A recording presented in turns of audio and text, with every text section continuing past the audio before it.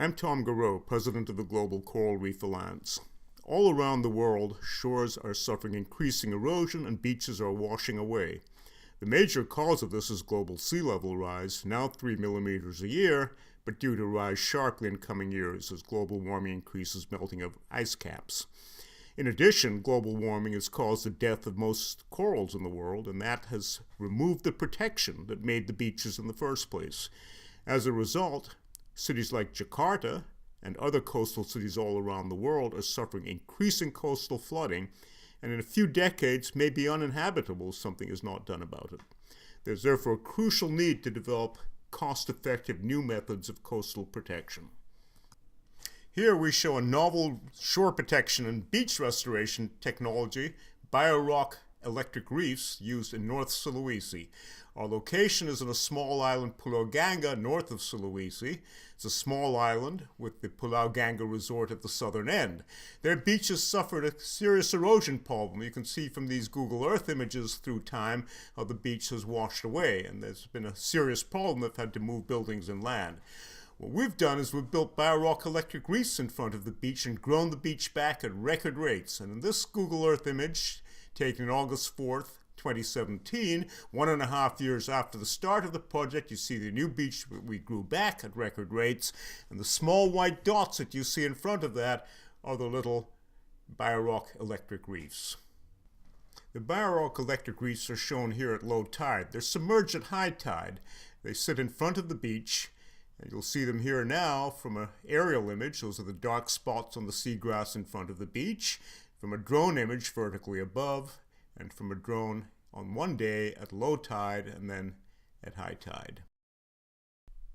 In 2015, the erosion had proceeded to the point that trees were falling into the sea and beach buildings were having to be moved inland before they collapsed. The erosion spread, there was a cliff in the sand beach, and most of it had washed away. This is the situation in 2015, and as you see, this tree was slowly dying as a result of being washed into the sea.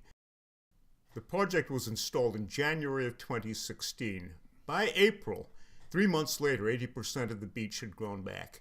Here you see how the sand that had disappeared built right up, that the tree began to be buried again in the sand, and that the sand had piled up in front of the beach buildings that were ready. They were ready to remove them inland because they thought they were going to fall into the sea. Later, there was a heavy storm, and normally these storms would have caused severe erosion, but in this case, the beach grew throughout the storm. And then throughout 2017, the beach has steadily grown.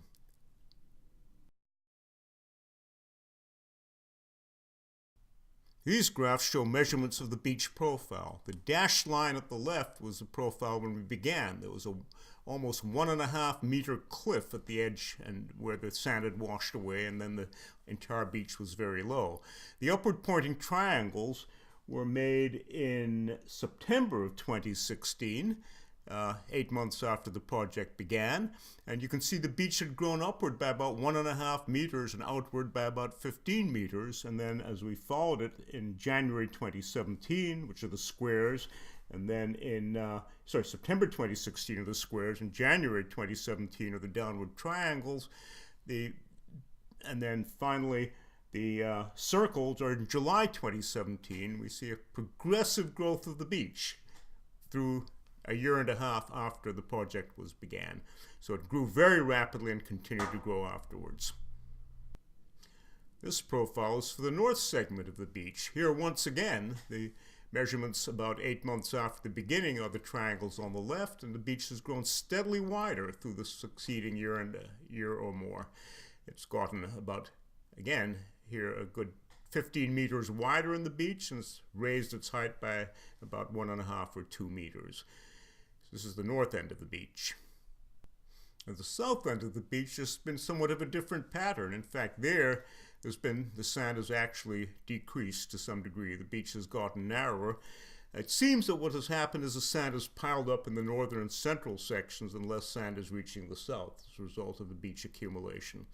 Sand is being produced offshore by calcareous algae. The skeletons of that build up the beach sand. The structures consist of gabion baskets filled with rocks with a steel mesh laid over it, and then electrically charged to grow limestone. This is shown at low tide, and we have sets of them and arranged in front of the beach, and this is at high tide when the structure is completely submerged and huge amounts of seagrass have grown all around it.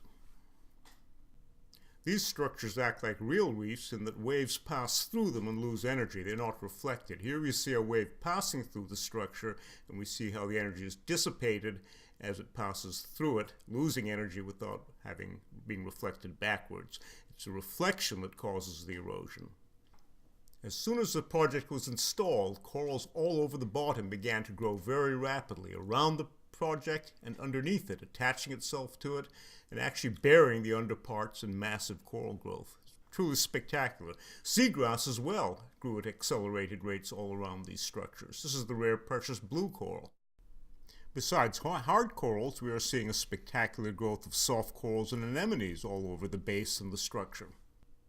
Wire baskets normally last about a year in the sea before they rust and fall apart, but in our case they're permanent because the steel is protected from erosion, limestone grows all over and cements the rocks in place. These rocks were river stones that had nothing growing on them when we started. Within a year, they were covered with dense growths of barnacles, oysters, mussels, and other marine life. After about a year and a half into the project, we began seeing the settlement of baby corals on these river stones that had been placed inside the wire baskets. You see here the incredible prolific settlement of new baby corals inside of the Biorock Reef and the tremendous numbers of sea urchins that hide underneath. Besides that, we see a lot of crabs that scurry around and hide underneath, and we're seeing prolific growth of seagrasses and all the seagrass organisms all around. In addition, there's large numbers of baby fish that hang around these structures. We don't see them in these pictures, you'll see them in video, but they're really spectacular. Anyway, we're very pleased with the intensity of tremendous new coral settlement all over the Biorock Reefs. So we've grown back the beach, we've restored the coral reef, and we've created new fisheries habitat for juvenile fish.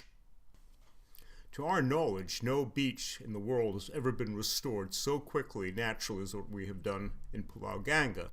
In 3 months, 80% of the beach grew back due to growing Biorock reefs. We created a whole ecological habitat of coral reef and seagrass, so we restored the environmental quality of the area as well as growing the beach back. Furthermore, this cost much less than a seawall would have cost, and a seawall would have caused erosion because of the reflection of waves off the front, which washes away all the sand in front of a seawall, then underneath the seawall, and then causes it to collapse. That's inevitable. It's a result of the simple physics of reflection, which we avoid because the water passes through our structures and loses energy the way it does through a natural coral reef.